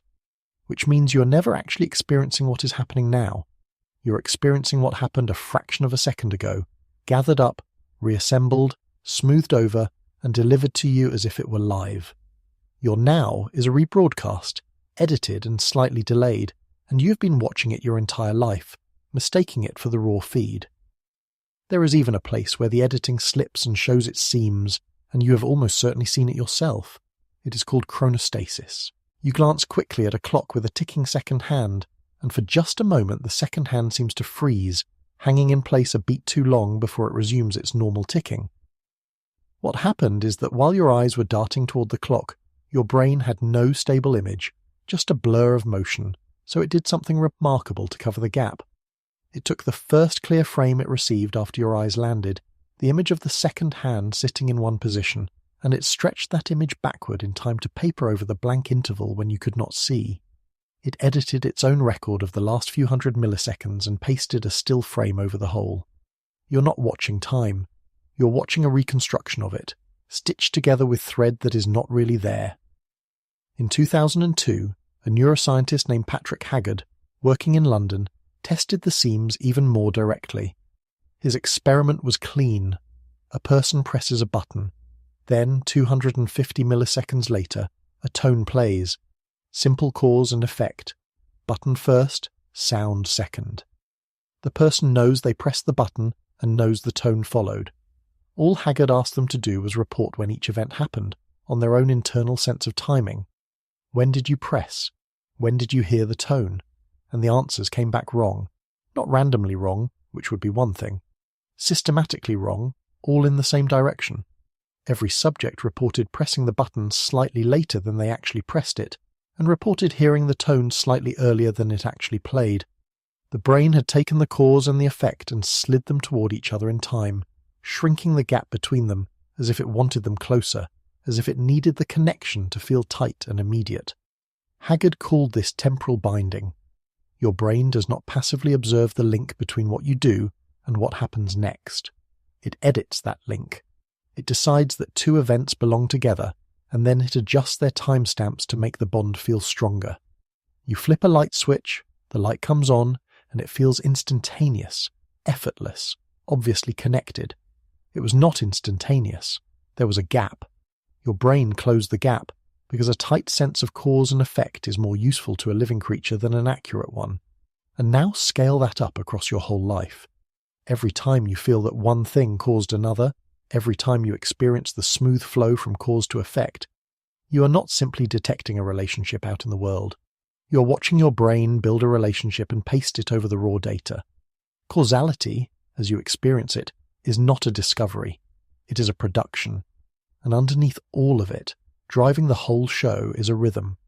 Your brain has a kind of clock, not a metaphor but an actual electrical oscillation, and the one that matters most for the experience of time is called the gamma rhythm, which cycles somewhere between 30 and 100 times every second. You can think of it as the refresh rate of your conscious experience, the rate at which your brain samples the world, assembles a frame, and presents it to you as now. If that rhythm were rock steady, you could at least say the raw machinery of time perception was anchored to something fixed. But it is not steady. Certain substances that alter brain chemistry scatter it, and time stretches or collapses, seconds swelling into what feel like minutes. Sustained meditation shifts it, and experienced practitioners report duration flowing at a different pace entirely. A sudden shock of fear spikes it, which is why people in car accidents so often say that time slowed down, that they saw every detail, that 3 seconds felt like 30. Your sense of time is not wired to the universe. It is wired to a frequency generated by tissue inside your skull, and that frequency can be bent by chemistry, by practice, by a sharp enough jolt of fear. So the last refuge falls. The order of your decisions is faked. The duration of your present is faked. The feeling of cause and effect is faked. 3 layers of your innermost experience of time, and every one of them turns out to be something your brain constructs, not something it reports. And now notice where we have arrived. Physics looked at time from the outside and found that it is not fundamental. Neuroscience looked at time from the inside and found that it is manufactured. The outside and the inside, 2 completely different investigations with completely different tools, have met in the middle and agreed. Which leaves only one question. Is there a level deeper than both? A floor beneath the physics and beneath the brain, where time, if it is real anywhere at all, must finally be real? There is such a level. It is the quantum level. It is the bottom of the bottom, and it is where the strangest part of this entire story has been waiting for us all along. Part 10. The bottom drops out. In 1978, John Archibald Wheeler, the same man who answered the question, "What is time?" with a joke, proposed an experiment. Not a real one at first, a thought experiment, played out only in the mind. He called it the delayed choice experiment, and it uses one of the most basic pieces of equipment in all of quantum mechanics, a device called a beam splitter. Here is the idea. You fire a single particle of light, a single photon, at the beam splitter. The splitter offers the photon 2 possible paths. Call them the left path and the right path. Now, if you place a detector at the end of each path, you can find out which way the photon went. And when you do, you always get a clear answer. It went left or it went right. One path. This is the photon behaving like a particle, a tiny ball taking one route. But if, instead of those detectors, you set up mirrors that bring the 2 paths back together, and you place a second beam splitter at the point where they meet, something entirely different happens. The photon interferes with itself. It produces a pattern that is only possible if the photon somehow travelled both paths at once, like a wave spreading through 2 channels simultaneously. So now you have 2 paths, and no single answer to which one it took. Particle behaviour when you look for a path. Wave behaviour when you let the paths recombine. This much is standard, century-old quantum mechanics, strange but familiar.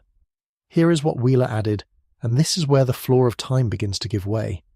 What if, he asked, you make the choice, whether to insert that second beam splitter or not, after the photon has already entered the apparatus? The photon hits the first beam splitter. It starts travelling. It is already on its way, already committed by any normal understanding of the word, to being either a particle on one path or a wave on both. And only then, while it is in mid-flight, do you decide whether to put the second splitter in place? If you insert it, the photon behaves like a wave that took both paths. If you leave it out, the photon behaves like a particle that took one, which means the photon's behavior in the past, the question of whether it went one way or both ways, seems to depend on a decision you had not yet made when it set out. For nearly 30 years this remained a thought experiment, a puzzle argued over on chalkboards, and then, in 2007, a team led by a physicist named Vincent Jacques, working at a research institution in Paris, actually built it. Real single photons, real beam splitters, real detectors, and crucially, the decision about whether to insert the second beam splitter was made by a random number generator, firing after each photon had already passed the first splitter. There was no way for the photon to know in advance what the choice would be, because the choice did not exist yet when the photon set out, and the results matched Wheeler's prediction exactly. When the second splitter was inserted, the photon had travelled both paths. When it was left out, the photon had travelled one. The decision, made after the photon entered the apparatus, determined what the photon had done before the decision was made, not influenced, determined. Let me be very careful and very clear about this, because it is easy to overstate and I do not want to. The photon did not know the future, and no information travelled backward in time in a way you could use to send a message. But the plain fact of the experiment, reproduced now in laboratories all over the world, is this. No model in which the photon secretly decided its path at the start and simply hid that decision from us has ever survived the tests. The event in the past was not settled, was not a definite fact, until the measurement in the future occurred. On the deepest accessible level of physical reality, the level beneath atoms and molecules and everything you can see or touch, the order of before and after is not fixed the way you have always trusted it to be. The future reaches back and helps decide the past, and the equipment that proves it fits on an ordinary laboratory table. If that were the only strange thing down here, it would be enough. But there is more, and it goes deeper.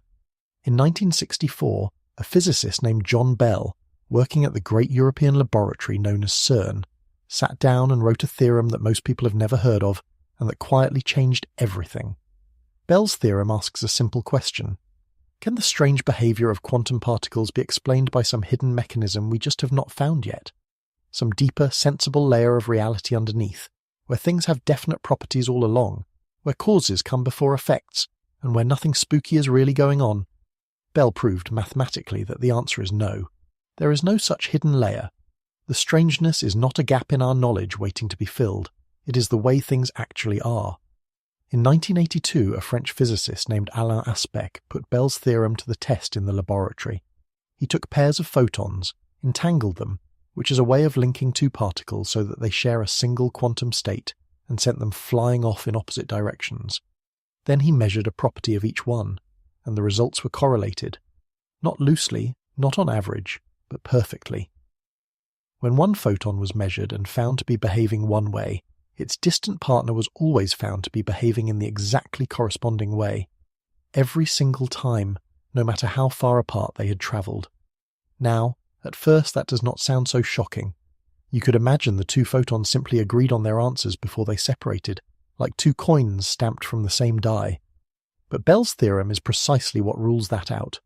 The correlations Aspect measured were stronger than any such prearrangement could ever produce. The only way to get the numbers he got is if the two photons are connected in a way that involves no signal passing between them at all. No light, no force, no wave, nothing crosses the space in between, and yet the correlation is there, instantly, across any distance.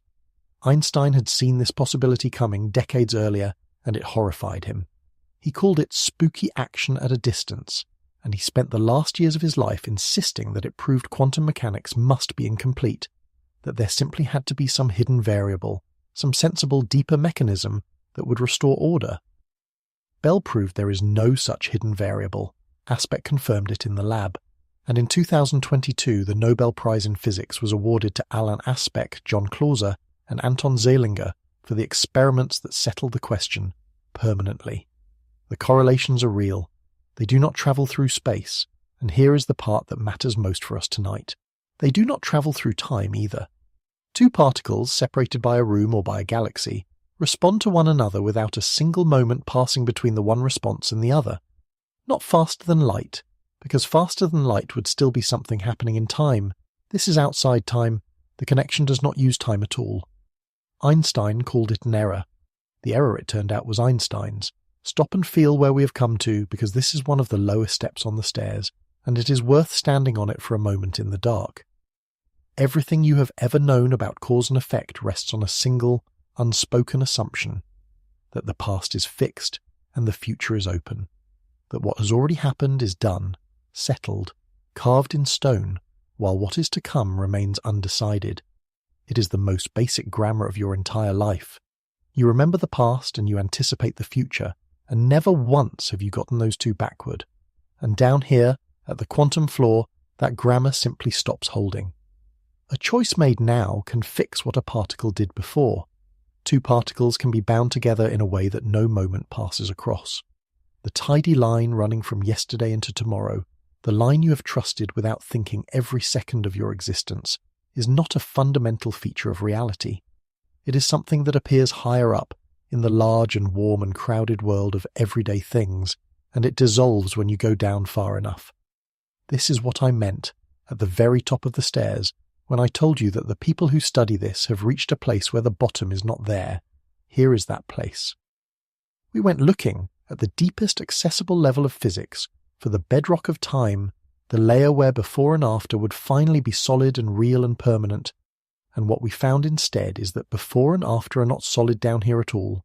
They soften, they blur, they can be reached back into and rearranged. The floor we were counting on, the last one, the deepest one, is not a floor. It is more air. And yet, remarkably, we're not even at the very bottom yet. Because if entanglement can exist without needing time, if two particles can be joined in a way that no moment passes across, then a genuinely vertiginous possibility opens up. Maybe we have had the whole relationship upside down. Maybe time does not come first, with entanglement happening inside it. Maybe it is the other way around. Maybe time is the thing that is built, and entanglement is the thing that builds it. That is not a poet's fancy. It is a serious proposal, put forward by two of the most respected physicists alive, and it is where we go next. Part 11. The equation with no time. In 2013, two physicists published a conjecture that sounds like it was pulled from the wrong side of a mirror. One was Juan Maldacena, one of the most cited theoretical physicists alive. The other was Leonard Susskind, one of the founders of string theory. Their idea has a strange little name, ER equals EPR, and it comes from two separate papers, both written in 1935, both with Einstein as an author. The first, by Einstein and Nathan Rosen, described bridges in spacetime, tunnels that could in principle connect two distant points. You know them by their nickname, wormholes. The second, by Einstein, Boris Podolsky, and Rosen, described entanglement, those two particles linked across distance with no signal passing between them. For 78 years, these were treated as completely separate phenomena. Wormholes were geometry, the bending of space. Entanglement was quantum mechanics. Different fields, different mathematics, different buildings on the university campus. Maldacena and Susskind proposed that they are the same thing, that every pair of entangled particles is joined by a tiny wormhole, and every wormhole is simply a manifestation of entanglement.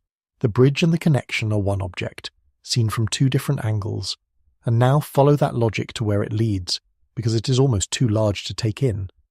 If entanglement and the geometry of space-time are the same thing, then space-time is not the stage on which quantum connections happen. Space-time is built out of those connections. The fabric of reality, the very grid of space and time that everything sits inside, is not a container holding a web of entanglement. It is the web. Pull the entanglement out and the stage does not stand there empty. The stage disappears. There is no space and there is no time. There is only a web of correlations, and when enough of them accumulate, when you zoom out far enough, they begin to look like distance and duration, and cause and effect. Time does not produce entanglement. Entanglement produces time. The thing you thought was the foundation turns out to be the product. If that is right, then there should be a way to show, precisely, how the experience of time can emerge from a system that does not itself contain any. And remarkably, two physicists worked that out decades earlier, in 1983.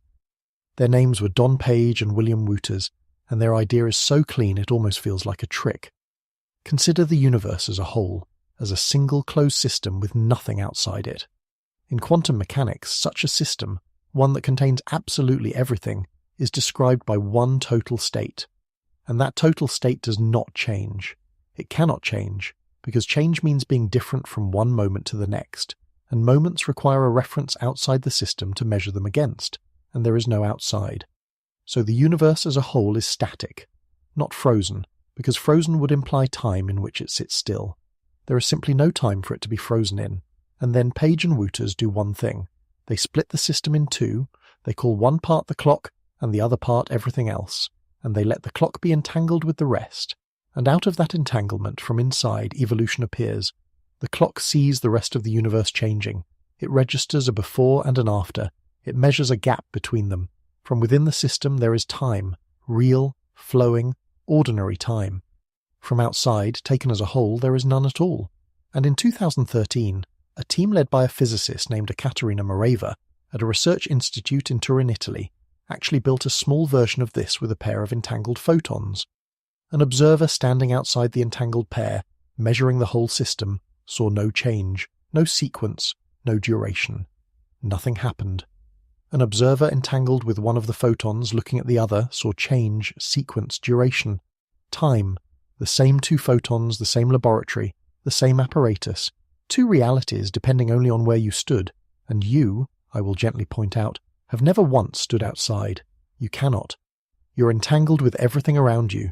You're a part of the universe looking at another part, and the gap you see between yourself and the world, the thing you call a second, the flow you call the present, may be nothing more than what it looks like when a fragment of a timeless whole tries to measure the rest of itself from the inside and mistakes the measurement for a river. And now we reach the single most quietly devastating fact in all of modern physics. In 1967, a physicist named Bryce DeWitt wrote down an equation. It was not a long equation. It fit on a single line. But what it was meant to describe was everything, the entire universe, every particle and field and force wrapped into one quantum mechanical expression. It was the natural thing to try. We have quantum mechanics, which beautifully describes small things. We have general relativity, which beautifully describes big things. So what happens when you write a quantum equation for the biggest thing there is, the whole universe at once? The answer is called the Wheeler-DeWitt equation, and it has a problem. There is no time in it. The variable for time, the letter that should track the passage of moments, simply does not appear. Not because DeWitt forgot it, not because he simplified it away.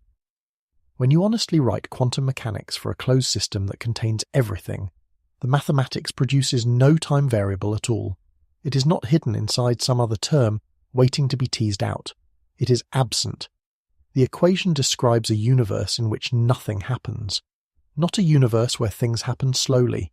A universe where the very concept of happening does not apply. Everything simply is, all at once, always. Physicists call this the problem of time, and it has sat open since 1967, and it is not a footnote.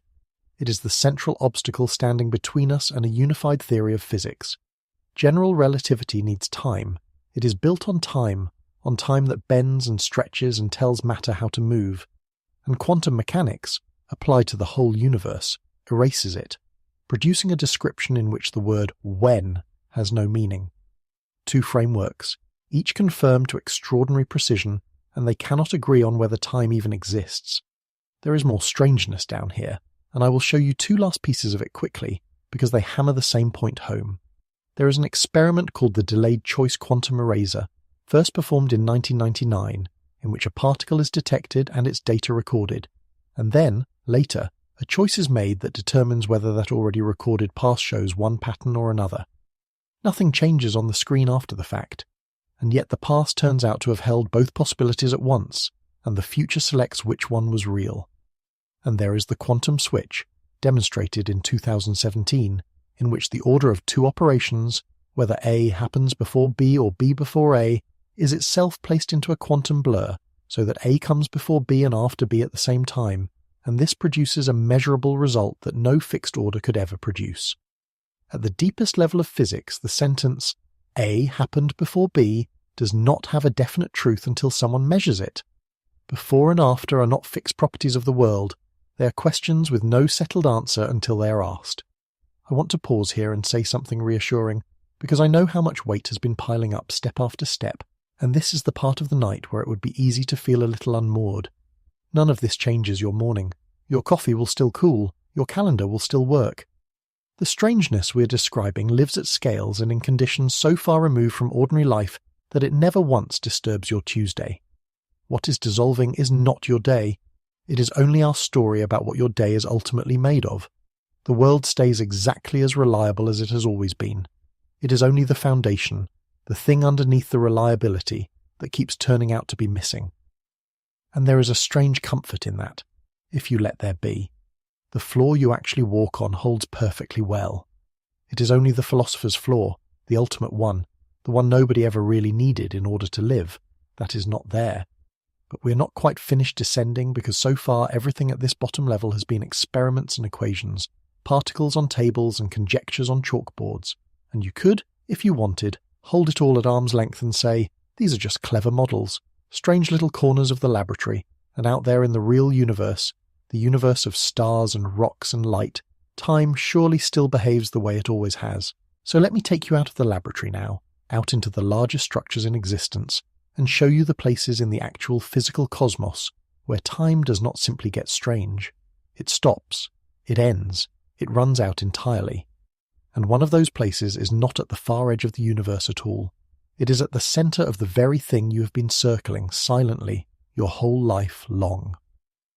Part 12. Where Time Ends and Who Disagrees. In 1916, barely a year after Einstein published his general theory of relativity, a German physicist named Karl Schwarzschild solved Einstein's equations for a simple case, a perfectly round mass sitting alone in space. He did this, astonishingly, from the trenches of the First World War, mailing his solution to Einstein from the Russian front, where he would be dead within months. But that solution describes something that should not be able to exist. It says that if you compress enough mass into a small enough space, the geometry of space-time curves so steeply around it that nothing can escape. Not matter, not light, not information. The boundary where escape becomes impossible has a name you know. It is called the event horizon, and of everything in the universe, the event horizon is where time does its strangest work. Let me take you there. Imagine someone falling toward a black hole, and imagine you are watching from a safe distance. As they fall closer to the horizon, you see their clock begin to slow. Their movements grow sluggish, heavy, stretched out. The light coming from them shifts toward red, and then deeper red, and then into the infrared, dimming as it goes. And here is the strange part. They never cross the line. From where you float watching, the falling person slows and reddens and dims, and approaches the horizon and freezes there, hanging at the edge, their final instant stretched out toward forever. You could wait 1 billion years and they would still be there, poised at the boundary, never quite crossing. For you, they are frozen at the edge of time for all eternity. Now switch to their side of it. Fall with them. From inside their own experience, nothing happens at the horizon at all. There is no wall, no barrier, no sign, no jolt. They cross the boundary smoothly, without noticing a thing, and they keep falling. Their clock ticks along at its normal steady pace. Their heart beats normally. They do not feel frozen, because from where they are not. 2 observers, then. One sees a person frozen at the edge of time forever. The other feels nothing and falls straight through. Neither is wrong, neither is seeing an illusion, and the universe does not pick a winner. It runs both at once. Time is not merely slowing at the horizon. It is splitting into 2 versions of events that will never again agree. And what waits past the horizon is stranger still. Inside a black hole, the mathematics of general relativity does something that looks at first like an error but is not. The roles of space and time trade places. Out here you move freely through space but cannot choose your direction in time. You go forward, always forward, and no effort reverses it. Inside the horizon, that arrangement flips. The direction pointing toward the center of the black hole becomes like time, and the direction of time becomes like space, which means that falling toward the center is no longer a movement through space that you might resist or turn away from.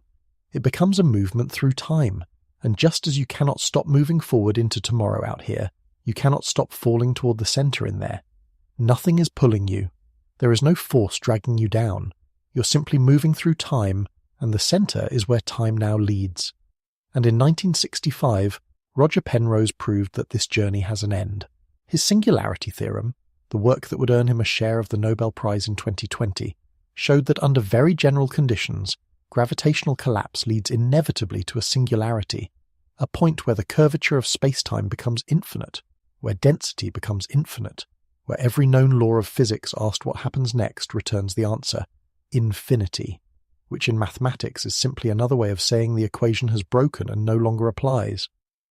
At the singularity, time does not slow and it does not stop. It ceases to be a meaningful concept at all. There is no after the singularity. There is no next moment, because the word next requires time, and time is precisely what has just ended. You're not falling toward a place. You're falling toward the edge of the last moment there is. Now, you could tell yourself that none of this touches you. Black holes are exotic monsters, far away at the edges of things, problems for physicists and not for you. Except that in April of 2022, an international team called the Event Horizon Telescope released an image. Not a painting, not a simulation, a photograph. Its subject was an object called Sagittarius, a star, the supermassive black hole at the center of our own galaxy, the Milky Way. It has a mass about 4 million times that of the Sun, and it sits about 26,000 light-years from where you are right now. And it is not at the far edge of anything. It is the center around which everything you have ever known is turning. Every star in the night sky is orbiting it. The Sun is orbiting it. The Earth, carrying you, is orbiting it right now, at about 230 kilometers every second, completing one enormous lap roughly every 225 million years. Let that number breathe for a moment. The last time our solar system was at this same point in its orbit around Sagittarius A star, the dinosaurs had not yet appeared on Earth. The time before that, the most complex life on the whole planet was a fish. And at the center of that enormous slow circle, inside the object around which your entire world has been turning for its whole existence, time equals 0. The same equations that adjust the clock in your phone's navigation, the same general relativity that shifts the timestamp on the satellites overhead every second of every day, those exact equations say that at the center of Sagittarius A star, time ends. Not in a thought experiment, not in a philosopher's argument, in the same mathematics that quietly guides your car to the airport. You're gravitationally bound to an object where time does not exist, and you have been circling it your entire life, and so has every human being who has ever lived. The distance feels safe, 26,000 light-years. But distance is only space, and you are tied to that object not through space but through gravity. The same gravity that bends your time by a few millionths of a second a day out at the satellites, and bends it all the way to 0 at the center of the thing you orbit. The difference is not one of kind. It is only one of degree. Time ends at the heart of a black hole, but that is a single point, a local failure, a crack in the floor of one particular room. The deeper question is whether the whole floor is failing, whether time runs out not just in one place but everywhere. And the answer physics gives is yes. Follow the arrow of entropy, the one Boltzmann described, all the way to its destination. If disorder always increases, then eventually it reaches a maximum, a state where everything has spread out as far as it can, where every part of the universe is the same temperature, where there is no gradient left anywhere to drive any change at all.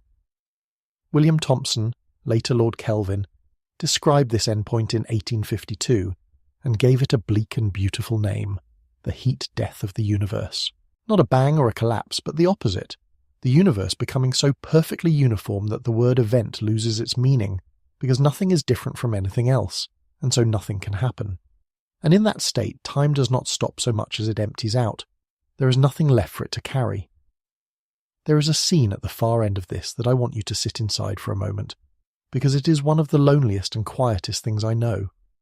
In 1998, 2 teams of astronomers discovered that the expansion of the universe is not slowing down, as everyone expected, but speeding up, driven by something we cannot identify and simply call dark energy.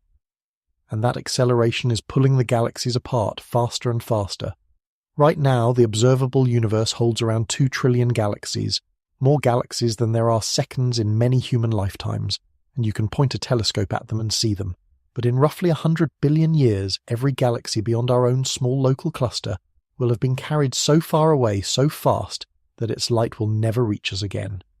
The sky will go dark, not all at once, but slowly, galaxy by galaxy, until an astronomer standing on whatever remains of the Earth looks up and sees the Milky Way, and nothing else. A single island of light in an infinite empty dark. And there will be no way, none, for that astronomer to know that the rest of the universe was ever there. The light will be gone, the records erased. The universe will not end in fire, it will end in forgetting. Everything beyond reach will be quietly deleted from the record, as if it had never existed at all, and time will go on passing, with nothing left for it to happen to. And if Minkowski was right, if the block universe is real, then that ending is not waiting somewhere far ahead of you in time. It is already there, a region in the same four-dimensional structure that holds this very moment. Think of a long road. You stand in the middle of it. To the east it runs to a bright city, to the west into an empty desert. Both the city and the desert exist right now, whether you're standing in them or not. The block universe says the beginning of time, and your life, and the heat death are all like that. All regions of one finished structure, none more real than any other, none actually waiting. The end of everything is not something that will eventually happen to you. In the block, it is already there, at the same level of reality as this sentence. You do not live before the end of time, you live next to it. So where does all of this leave the people whose whole lives are spent thinking about it? It leaves them, remarkably, in open disagreement, and I want you to hear the shape of that disagreement, because it is the clearest sign of all that no one has the answer. 3 of the most respected living thinkers on the nature of time hold 3 positions that cannot all be true, and each one, if you accept it, takes something from you. Carlo Rovelli, one of the founders of a leading approach to quantum gravity, argues that time is not fundamental at all, that the world is a web of relations and time is merely the blur we see, because we cannot make out all the relations at once. Clear the fog, sharpen the view, and time simply vanishes. Julian Barber goes further still. He argues that not only time but change and motion themselves are illusions, that reality is an enormous collection of frozen, disconnected snapshots, and that your sense of flowing time is a feature painted inside a single still frame, like a photograph of a river that has never once moved. And Lee Smolin argues the exact opposite of both. He says time is the only thing that is truly real, more real than space, more real than the laws themselves, and that the price of this is that the laws of physics are not eternal, that the constants of nature can drift and change, that the ground shifts under every equation ever written. Choose Rovelli, and you lose time. Choose Barber, and you lose time and motion and change together. Choose Smolin, and you keep time but lose the permanence of every law. There is no option on the table that leaves your ordinary picture of reality intact. Every door in this hallway opens onto a different kind of fall. I promised you honesty tonight, so I have to tell you about the one piece of evidence that points the other way, just barely. In 2019, a detector at the Large Hadron Collider at CERN observed a process in which the symmetry between forward and backward in time is genuinely broken in the decay of a particular particle. By the theorem we met earlier, this is the one clear place in all of fundamental physics where time has a built-in preferred direction, a real distinction between forward and backward written into the law itself. And it matters. But look at how small it is. It appears in one type of decay, of one type of particle, at a magnitude of a fraction of a percent. Everything else in physics, every other process, every other particle, remains perfectly reversible, perfectly silent on the direction of time. The arrow you live inside, the one that cools your coffee and ages your body and points your memories backward, has no connection to that tiny crack. The only place in all of fundamental physics where time has a direction is a fraction of a percent of one obscure process, and the entire rest of the universe says nothing at all. We're standing almost exactly where Boltzmann stood, except now we know how far down the hole goes. Part 13. What truly scares them. So we have reached the bottom of the stairs, and now I can tell you what is down here, and why the people who spend their lives in this place have gone so quiet. Remember where we started. I told you that the experts had fallen silent, and that the silence was not modesty, and that it was the sound of people who reached the bottom and found the bottom was not there. Now you have walked the whole way down with me, and you have seen it for yourself step by step. Time has no definition. The greatest minds in 3,000 years of human thought could not write one, and every attempt either loops back on itself or ends in a joke, or collapses into an honest confession of ignorance. Its direction is not a law. It is a consequence of a starting condition no one can explain, held up by a probability so small the number does not fit inside the universe it describes. The present moment does not exist in the structure of reality. It depends on your speed and your altitude, and it belongs to you and to no one else. Your brain does not observe time. It manufactures it. It fakes the order of your choices, fakes the duration of your now, fakes the link between cause and effect, and stitches it all into a seamless flow with thread that is not there. And at the very bottom, the deepest flaw of reality, the future helps decide the past. The order of before and after can be blurred into a question with no answer, and the best equation we have ever written for the whole universe does not contain the letter that stands for time. That is what they found down here. Not a hard answer, not a difficult truth they are keeping from you. An absence, a place where the foundation was supposed to be and is not. And this is the thing I most want you to understand tonight, the reason for all of it. The experts did not go quiet because they will not explain what is wrong with time. They went quiet because there may be nothing to explain. You cannot describe a flaw that is not there. You can only stand at the edge of where it should have been and look down and say nothing.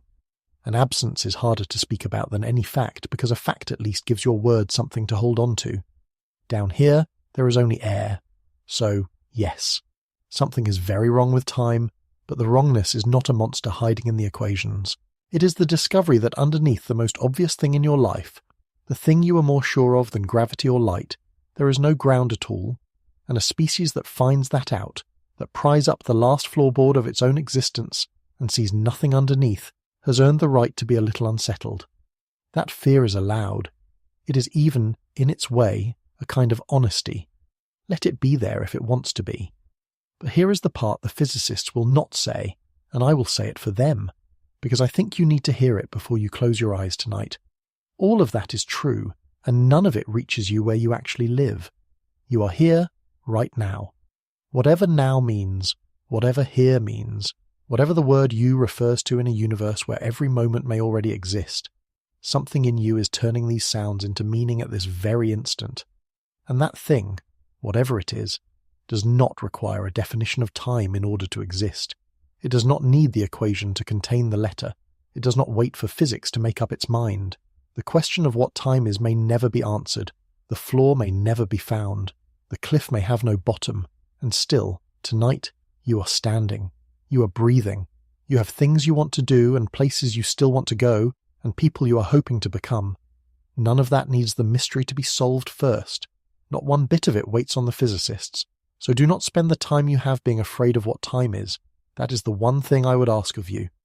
Whatever it turns out to be, or turns out not to be, you were given some of it, and you are inside it now, and that is the only part that was ever yours to do anything with.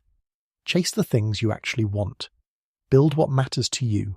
Be gentle with yourself on the nights when the ground feels thin, and this may be one of them, and that is all right.